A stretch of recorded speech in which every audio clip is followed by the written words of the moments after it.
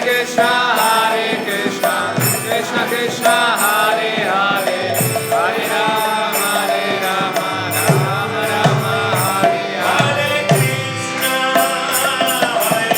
Krishna, Krishna Krishna, Hare Hare, Hare Rama, Hare Rama, Rama Rama, Hare Hare.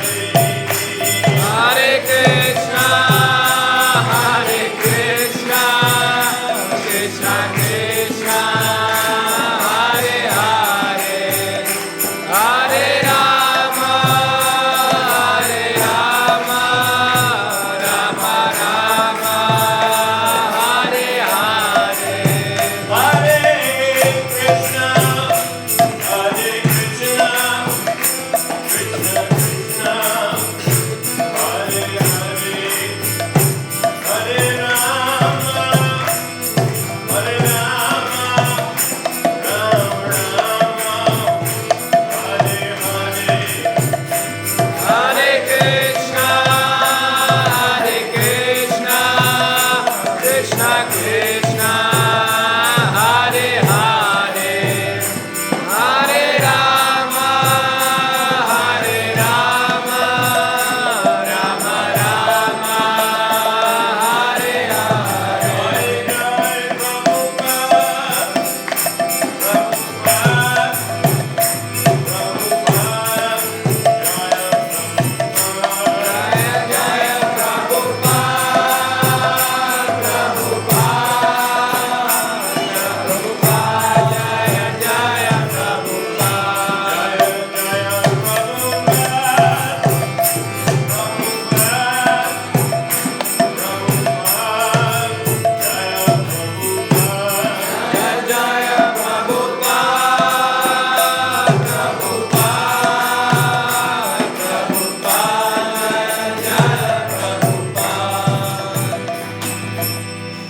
Jai Om Vishnupad Paramahansa Brahmachari Ashram Śrīmad Bhāgavatam Bhaktivedanta Swami Srila Prabhupada ki ISKCON DPT Founder-Acharya Srila Prabhupada ki Ananta Koti Vaishnava Vrinda ki Namacharya Srila Haridas Thakur ki Prem Sikaho Shri Krishna Chaitanya Prabhu Nityananda Shri Advaita Gadadhar Shri Vasadi Gaur Bhaktivedanta ki Shri Shri Radha Krishna Gopinath Shama Kunda Radha Kund Giri Govardhan ki Shri Vrindavan Dham ki Shri Mayapur Navadip Dham ki Shri Jagannath Puri Dham ki Ganga Mai ki Jamuna Mai ki Bhakti Devi ki Tulsi Maharani ki Grantaraj Śrīmad Bhāgavatam ki Shri Shri Radha Ballabha ki Shri Shri Jagannath Subhadra Baladeva ki Shri Shri Nittai Gaur Premanandi. All glories to the assembled devotees. All glories to the assembled devotees. All glories to the assembled devotees. All glories to Shri Shri Guru and Shri Guru.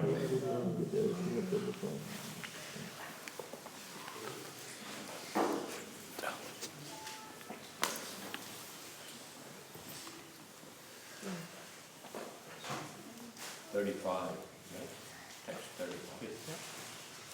Om Namo Bhagavate Vasudevaya. Om Namo Bhagavate Vasudevaya. Om Namo Bhagavate Vasudevaya. Om Namo Bhagavate Vasudevaya. Om Namo Bhagavate Vasudevaya. Om Namo Bhagavate Vasudevaya.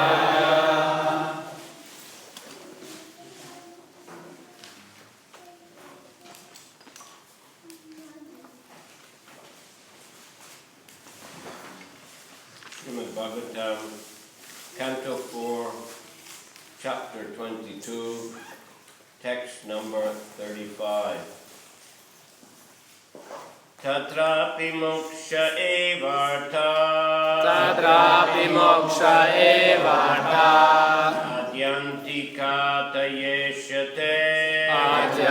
Katayeshyate Traivargyorito yato nityam Traivagyato yato nityam Kritantabhaya samyuta Kritantabhaya samyutaha Tatrapi moksha evarta Tatrapi moksha evarta Atyanti katayeshyate Atyanti katayeshyate Traivargyorito yato nityam Traivagyato yato nityam Kritantabhaya samyuta Kritantabhaya samyutaha Tatrapi moksha evarta Tatrapi moksha evarta Atyanti katayeshyate Atyanti katayeshyate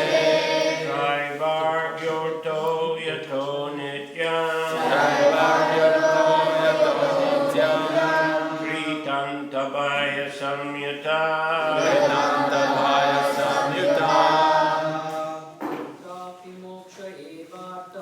Tatrapi moksha evarta Atyanti katayeshyate Traivagyato yato nityam Kritantabhaya samyutaha Tatrapi moksha evarta Atyanti katayeshyate Traivagyato yato nityam Kritantabhaya samyutaha Tatrapi moksha evarta Atyanti katayeshyate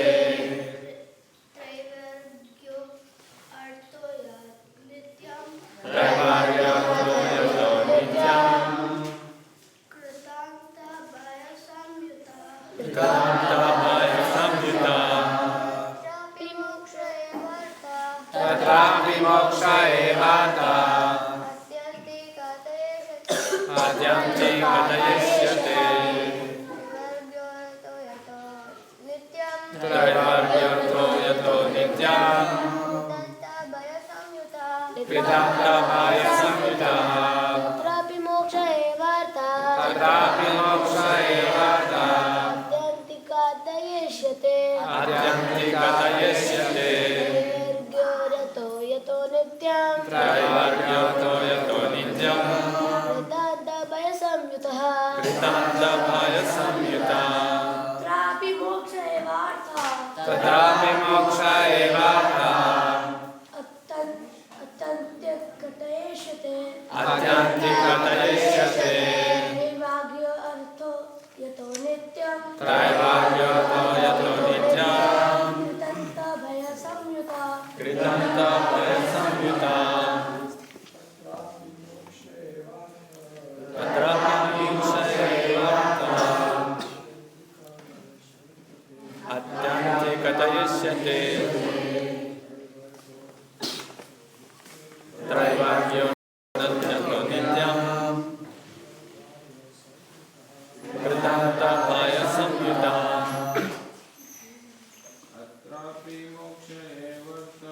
Tatrapi moksha evarta Atyanti katayeshyate Traivagyato yato nityam Kritantabhaya samyutaha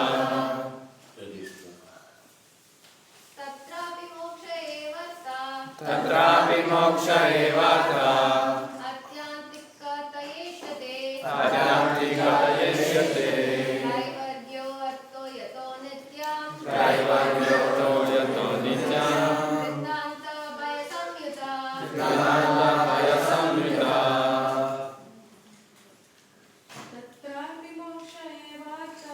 Tatrapi moksha evarta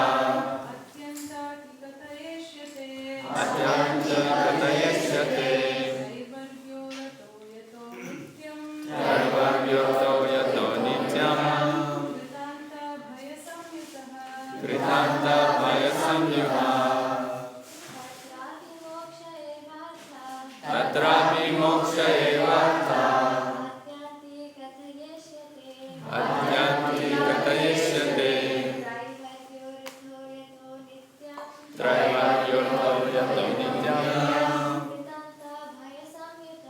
Kritanta Maya Samyutaha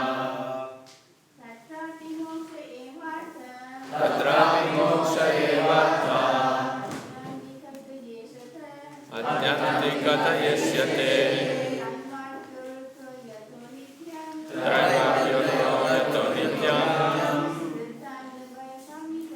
Kritanta Maya Samyutaha Tatra There Api Also Moksha Liberation Eva Certainly Arte For the matter of Adyanti Kataya Most important Ishyate Taken in that way Trivargya The three others Namely religion, economic development and sense gratification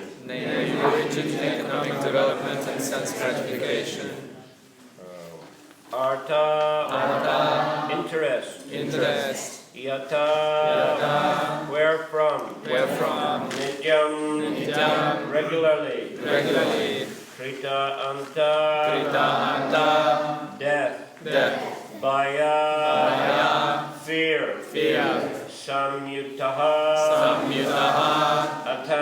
Attached Translation here Sanat Kumara speaking, replying to the questions of Prithu Maharaj.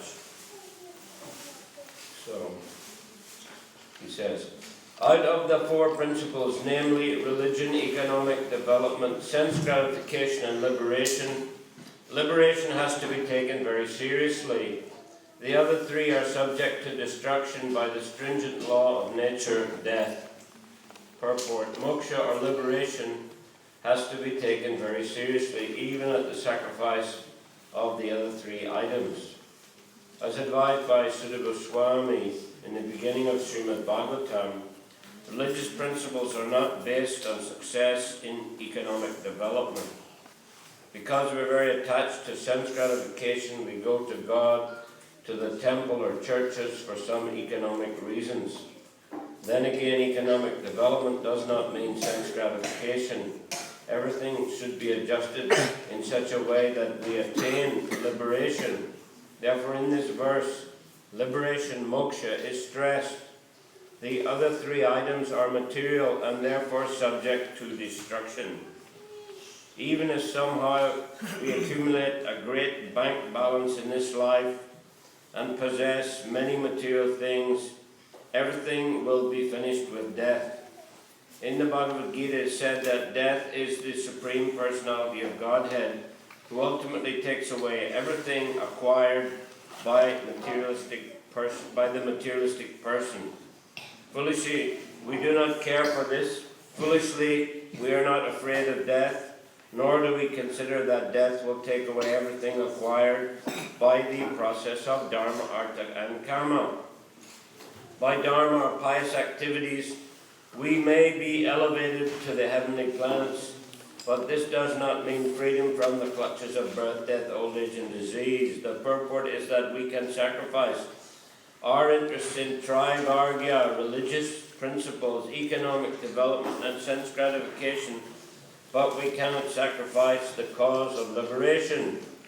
Regarding liberation, it is stated in the Bhagavad Gita, chapter 4, verse 9, Chakva deham punar janmanaiti. Who knows the full verse? Speak.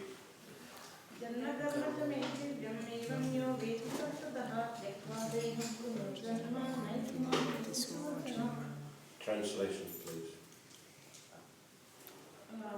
One who understands the transcendental nature of my activities and appearance does not, upon leaving the body, take his birth again into this material birth, but attains my eternal abode. Thank you. Liberation means that after giving up this body, one does not have to accept another material body. To the impersonalist, liberation means merging into the existence of impersonal Brahman, but factually this is not moksha, because one has to fall down into the material, one has to again fall down into this material world from that impersonal position. One should therefore seek the shelter of the Supreme Personality of Godhead and engage in his devotional service. That is real liberation. The conclusion is that we should not stress pious activities, economic development, and sense gratification, but should concern ourselves with approaching Lord Vishnu in his spiritual planets, of which the topmost is Goloka Vrindavan, where Lord Krishna lives. Therefore, this Krishna consciousness movement is the greatest gift for persons who are actually desiring liberation. Again, the verse. Tatrapi moksha evarta adyanti katayeshyate trivargyo rito yato nityam kritanta bhaya samyuta. Out of the four principles, namely religion, economic development, sense gratification, and liberation, liberation has to be taken very seriously. The other three are subject to destruction by the stringent law of nature, death. So throughout the Vedic scriptures, especially Bhagavad Gita, Śrīmad Bhāgavatam, great stress is placed on the eternal nature of the soul, of developing and maintaining that understanding and applying it in one's life. Materialistic persons strongly identify with this body and often, or even usually, consider that everything is finished at death. Well, not all materialistic persons. There are sinful materialistic persons and pious materialistic persons, so many pious materialistic persons, they do believe in an eternal life, but still they're very focused, or more focused on the temporary material life. This verse and purport mentions Dharma, Artha, Karma, Moksha. There's also spiritual bodies and spiritual mind and spiritual intelligence. So the pure soul, he has desires, but they're spiritual desires to please Krishna, to serve Krishna. All the inhabitants of the spiritual world are, they have desires to serve Krishna in a variety of ways, and Krishna reciprocates with them, and this gives them inspiration, more inspiration to serve even more. Krishna is relishing. And Krishna is so attracted by the love of Radharani that he took the position of Lord Chaitanya in order to taste the sweetness of Radharani's love. So he's attracted to Krishna, and is attracted to the devotees as well. So just to stop everything and wipe everything out and just merge into some dormant condition, it's not at all attractive for the devotee. Even it's not that attractive for materialists either, because, they're also, we can say, relishing the varieties of material existence. Their personalities here, they're interacting. they're enjoying relationships with one another. Of course, there are many problems in the material world. It's all temporary. And when someone passes away, there is lamentation. Some famous personality recently was asked, what happens after death? And he replied, well, we can be sure that our loved ones will be lamenting and missing us. Well, that is something that happens after death, even in the Vaishnava society. Although the Vaishnavas, they also see it in a very positive way.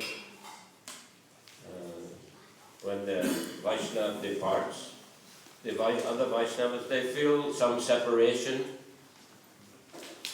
So some kind of lamentation is there, we can say. Narottam Das Thakur has written a famous song, Ye Anila Premadana, the kind of lamentation for the departed Vaishnavas.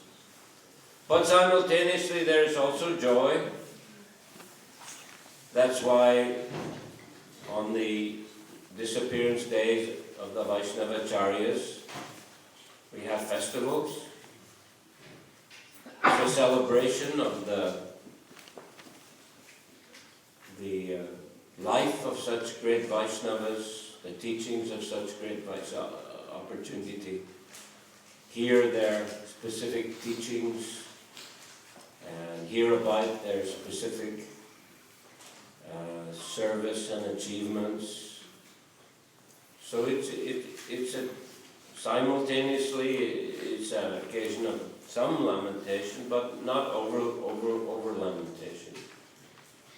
A flavor of lamentation mixed with joy, and an opportunity also to hear their teachings and about their example. So this all mixed together is a very relishable and beneficial for all.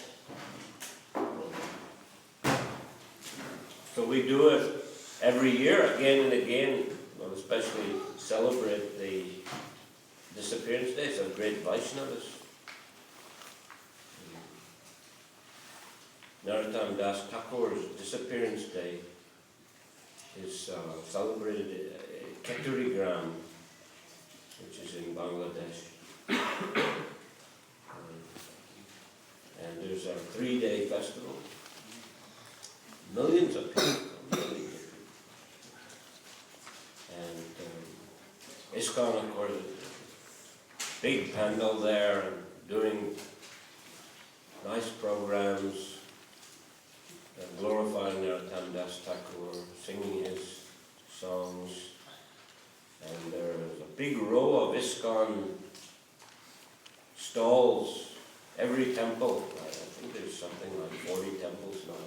Every temple, not all the big temples at least, they have their book stall there with all kinds of devotional paraphernalia, and they all do very well. Although they're all side by side, they all do very well because so many millions of people. Recently also I received information ISKCON has obtained land there at Keturi, and already construction of ashram may be completed already. Ashram at least where devotees can live, holy place. But we see the tradition of honoring the departed Vaishnava, and every year, and relishing his teachings and his example of his life. But materialists, they tend to be in a more morbid mood of lamentation. Actually, when Narottam Das Thakur seemingly departed, his disciples were carrying his body on a stretcher. That's traditional in India, East Bengal. They carry, and everyone's chanting Hare Bol, Hare Bol. So some smarter Brahmas were criticizing he has broken the tradition, himself's not a Brahmin, giving initiation to anybody from any class, Sudra or lower than Sudra. But of course that's the tradition of Lord Chaitanya, Gaudiya Vaishnavism. Lord Chaitanya, of course, he appeared in a Brahmin family, but still he accepted as his followers personalities like Haridas Thakur, who was from Muslim upbringing, Rup Sanatan, who were Brahmins but who had become ministers in the Muslim government and therefore were considered to be outcasts. They had Muslim names, Dabir Kash, Shakara Malik. But Lord Chaitanya accepted all these personalities and made them his leading followers, acharyas in their own right. So anyway, these smartest were criticizing Narottam Das, and his disciples were feeling pressure, and they were lamenting a bit that their Gurudev had departed. And then Narottam Das Thakur sat up and he began to rebuke these critics and defeat them. Then he lived for some time, and later he instructed his disciples to take him to the bank of the Padma River, which is part of the Ganga. Ganga divides at Malda, I think, in North Bengal, northerly Bengal. We have the Bhagirat, which is the part that flows past Mayapur. But in the Padma, it goes into East Bengal, it's now Bangladesh, and then it divides further into many, many tributaries, I guess they call it tributaries. I'm not sure the exact geographical term. We get delta, what they call it, Ganges Delta. But there are some big branches in Bangladesh. There's Padma. One of them also called Yamuna. It's very large there. Anyhow, he asked his disciple, take him to the bank of the Padma and lower him into the water and bathe him. And as they were bathing him, his body dissolved like milk into the water. So it's a holy place. In Ketteri there are 3 holy places. Ketteri, where he actually appeared, and Prem Tali, that's on the bank of the Padma, where he departed and attained full prema. But although he already had great prema, Lord Chaitanya, Narottam appeared after Lord Chaitanya, of course. Lord Chaitanya once went to the bank of the Padma, and he said that he called out Nara, Nara, and he deposited prema into the Padma for Narottam. So he attained prema by the mercy of the Lord, and also he departed there at that place.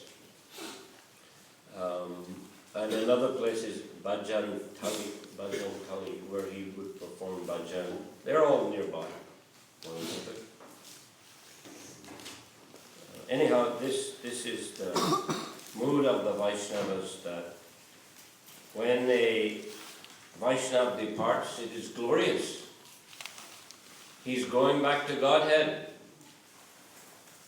Or if he doesn't go back to Godhead, he'll take birth again as a devotee and he continued to perform devotional service. So there's no real need for lamentation. The soul is eternal. The eternal servant of Krishna. So anyhow, we see from that Govardhan Leela how, Krishna, he responded to the explanation of Nanda Maharaj by saying that actually we don't depend on Indra, we depend on Govardhan. Govardhan is supplying the long grass. So therefore, we should worship Govardhan. And Govardhan is non-different from Krishna. So he convinced them, they were charmed by his argument. It's a long Leela, of course. Krishna gave some detailed argument. How the demigods are anyway just dependent on their worshippers, so they can get their share of the yajna, and they have to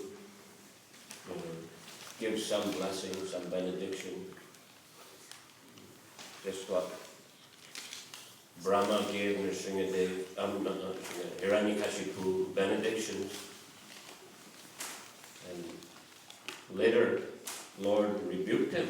Don't give out these benedictions so easily. Or Lord Shiva gave the benediction to Vrikasur. Whoever's head he touched would fall off, and Vrikasur tried to touch Lord Shiva's head. And Lord Vishnu had to appear as a small Brahmin boy and charm that demon and tell him Shiva has no potency, his benediction had no effect. Check yourself, touch your own head. The demon was bewildered by the Lord's illusory potency. Touched his own head, it cracked and fell off. But anyhow, yes, so the demigods, to some extent, to a great extent, obliged to reciprocate with their worshippers and give them blessings. But as the Bhagavad Gita says, that men of small intelligence worship the demigods. The fruits of such worship are limited and temporary. So one may improve his material condition to some extent, but death takes away everything. Even you have very healthy bank balance, you cannot take anything with you.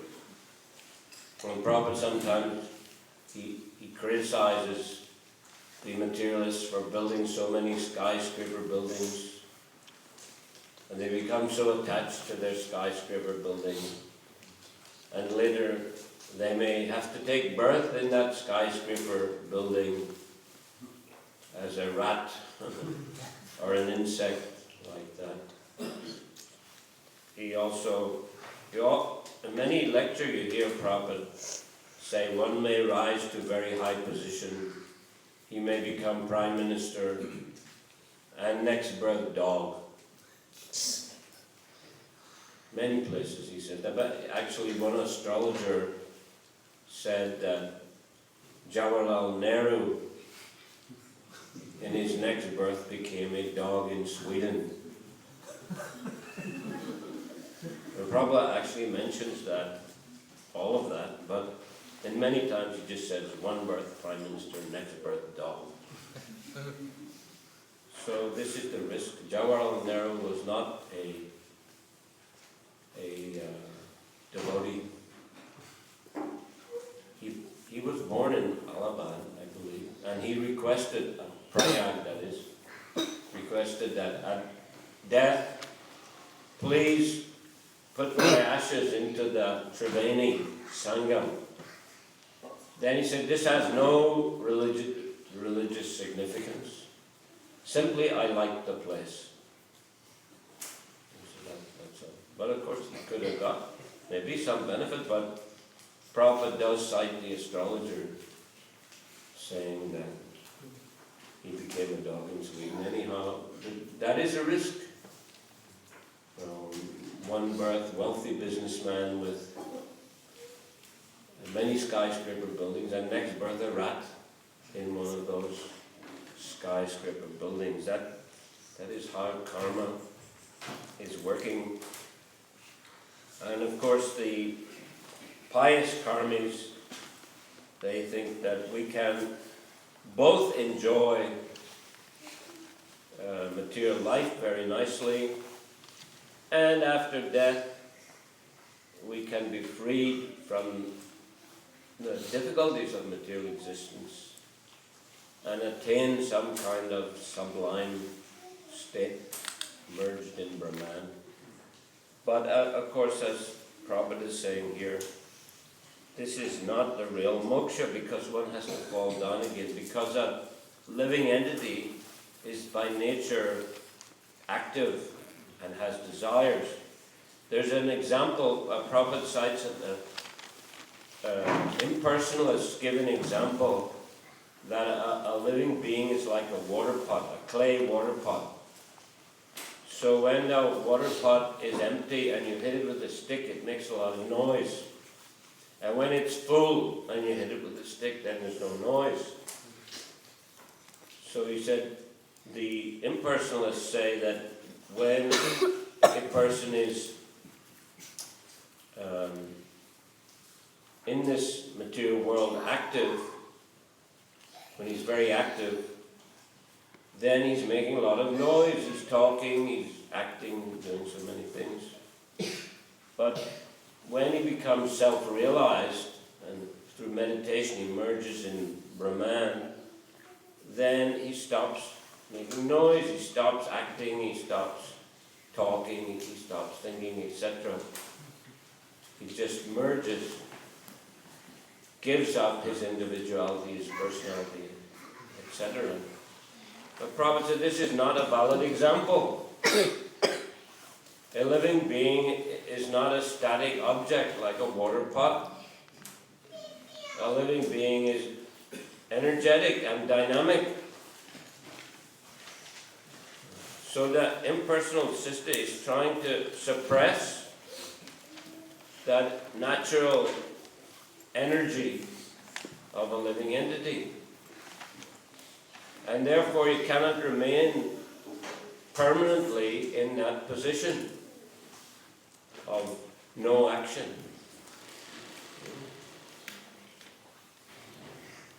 What is that verse in the Bhagavad Gita?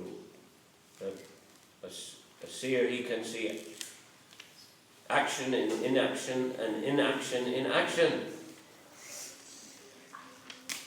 Which actually means, a devotee can see that action in inaction, even though impersonalists are trying to stop all action, there's still some kind of activity. They're breathing, killing some germs or whatever, or they have to eat something, now and again, although some may be very self-controlled and able to live only on air. But even by breathing, killing some germs. So there's action, there's some karma within their so-called inactivity. But inaction in action, that is devotee. He is very active.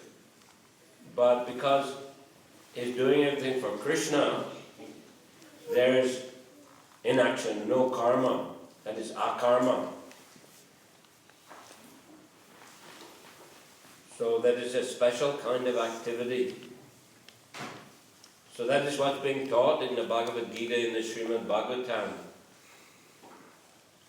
How to be naturally active, how to be trained up to use every thought, word and deed in the service of Krishna.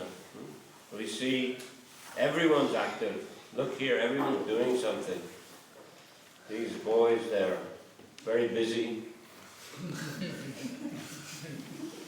in their activities. They're being trained up how to be active in Krishna consciousness. So this is as Prahlad Maharaj recommended, from very childhood, one should take to devotional service to Krishna consciousness. Because children have so much energy. They're running here and there, high tempo. And the parents are struggling to somehow or other, train them, look after them, taking all the energy of the parents. Even government may have to give some subsidies to help somehow to raise up the next generation. So their energy, it has to be channeled in a way which will be most beneficial for them. And that is devotional service. So they can develop good character and they can understand how to avoid the trap of karma, especially bad karma. But even good karma, from the position of the Vaishnavas, it is also entanglement. It means repeated birth and death. Even you go to the heavenly planets, you cannot stay there permanently. When your good karma runs out, you have to fall down again. You have to come back to the human form of life. May risk going even lower. So, better to focus ultimately on getting out of the cycle of birth and death and going back to Godhead, as Prabhupada is stressing here in the purport. Now, the conclusion of real liberation. The conclusion is that we should not stress pious activity, economic development, and sense gratification, but should concern ourselves with approaching Lord Vishnu and his spiritual planets, of which the topmost is Goloka Vrindavan, where Lord Krishna lives. Therefore, this Krishna consciousness movement is the greatest gift for persons who are actually desiring liberation, real liberation. But it doesn't mean that one neglects his responsibilities in this world. Doesn't mean that one cannot have any enjoyment or sense gratification. Actually, everything is included in Krishna consciousness. Yesterday, such a nice festival, very colorful, very relishable. Devotees worshipping the beautiful deity, so attractive to see, so nice to see. And chanting the holy names with vigor.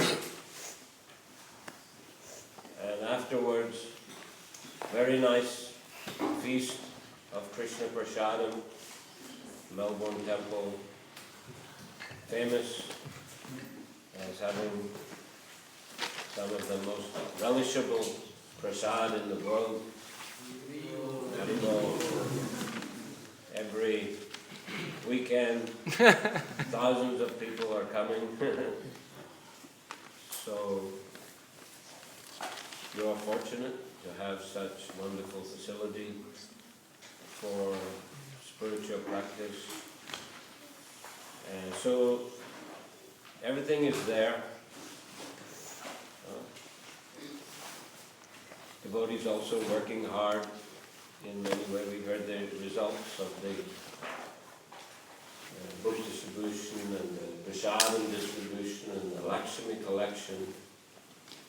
So devotees also working hard, bringing Lakshmi, but using it nicely in Krishna's service. So they're working hard, they're getting economic development, they're getting enjoyment, we can say sense gratification, and they're on the path of liberation as well. and a path of real liberation. So very wonderful process, and we feel very fortunate to be able to participate in this Krishna consciousness movement, which has been brought here especially by the grace of His Divine Grace, A.C. Bhaktivedanta Swami, Prabhupada. Recently I was in Khabarovsk, Russia, East Russia, Far East Russia, and I always stay there with a devotee, Hasta devotee. It's a big house, swimming pool, sauna, etc. But it's very active devotee. And he always hosts the visiting speaker. And he has all the different videos, DVDs of Srila Prabhupada. So when I go there and you know, his wife prepares nice prasadam, and they always put on the videos of Srila Prabhupada. And recently I was in April watching a video of Srila Prabhupada in Melbourne, and was talking to Aniruddha Prabhu last night about that. And he said, yes, he said, there are probably more video or film of Prabhupada in Melbourne than practically any other place in the world. You know? Because there was a very good photographer here, good filmmaker. So I could see the Prabhupada installing the deities of Gaur-Nitai, Prabhupada in Rath-Yatra, the Prabhupada giving initiation here, Prabhupada morning walks, Prabhupada at what do you call it, Franciscan monastery. So, yes? Student program as well. Student program. Yeah, there was also a program at La Trobe, which got a bit unruly. But anyway, you're fortunate. You have so much blessing from Prabhupada and so much opportunity for devotional service. So take the opportunity and relish the opportunity, the association, and in this way attain real liberation. In fact, it's said the devotees are already liberated. Those who are fully absorbed in devotion are already liberated, already on the spiritual platform. Hare Krishna. Hare Krishna. Okay, any question or comment?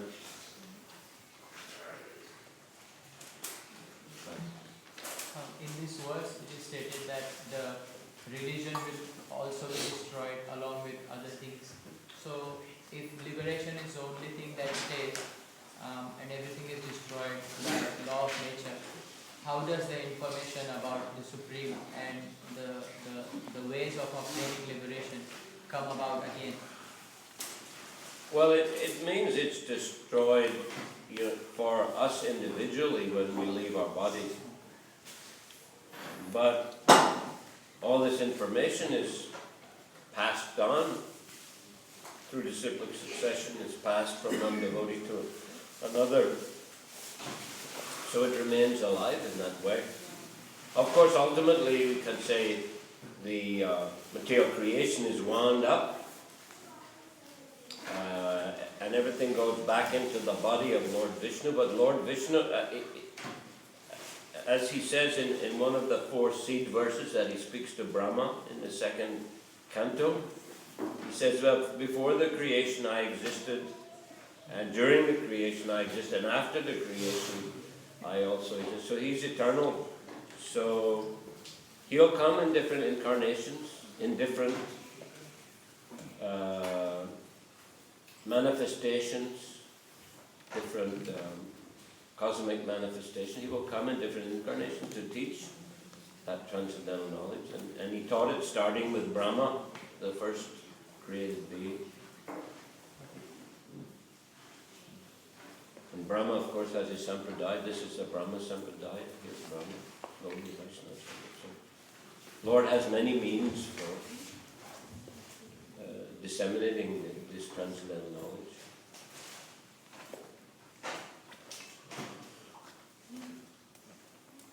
Yes, please. Prabhupada mentions in his book, then again, economic development does not mean sense gratification. That is contrary to our experience. It's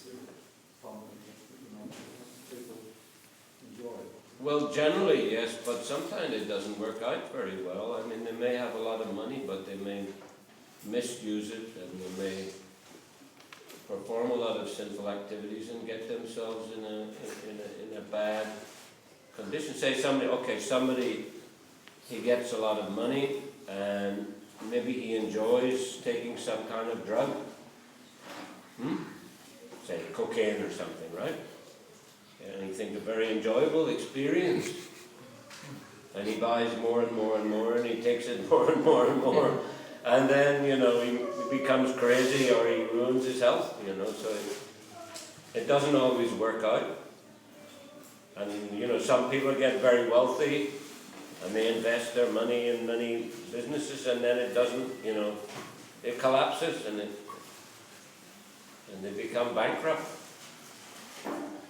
So it doesn't always mean, if a person doesn't know how to use money nicely, if he doesn't use it wisely, it can become the cause of his suffering and lamentation. Somebody once I read, he won a lot of money in the lottery, and then he was overjoyed. But then he stopped working, and he just, started drinking and wasting all his money, and it ended up, he wished he'd never won the lottery.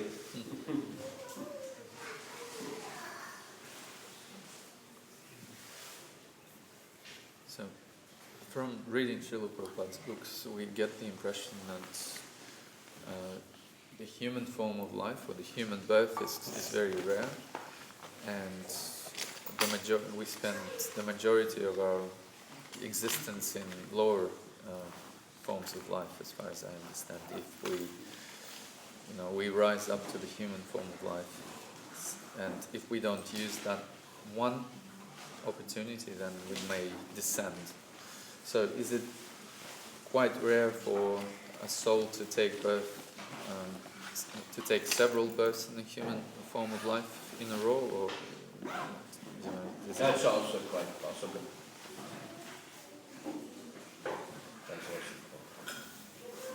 Depends on exact nature of his activities. He doesn't necessarily fall down immediately into a very low species. He may have been pious enough that he takes human birth again. Could be several times.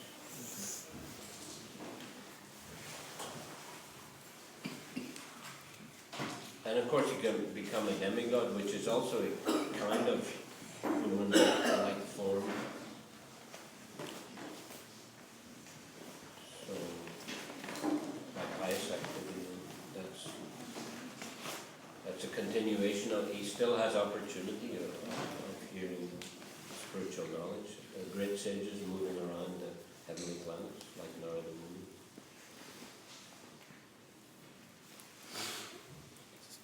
Just wondering, so what happens to those devotees who went, practiced Krishna consciousness for a while, and then completely gave it up and decided that, may have even chosen to become atheists. I've had some, I know a few examples of this, so what happens? Well, again, it depends exactly on the particular mix, what exactly they do. But generally speaking, they'll get human birth again, they get another chance, because they practice Krishna consciousness. Taking prasadam, and Prabhupada said if you take prasadam, you get human birth. So,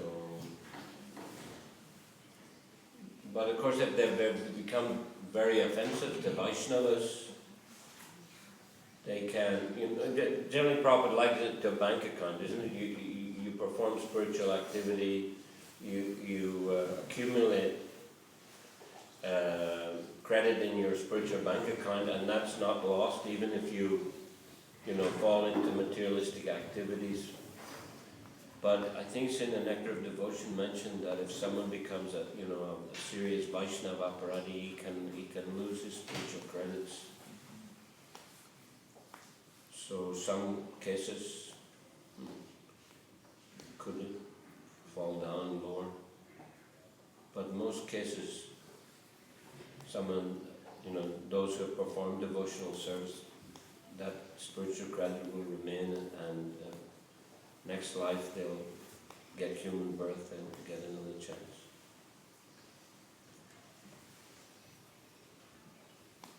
Okay, Hare Krishna. Grantaraj Śrīmad Bhāgavatam ki jai, Srila Prabhupada ki jai, Swami Bhaktivedanta ki jai, Nitai Gaur Prabhu. Hare Hare.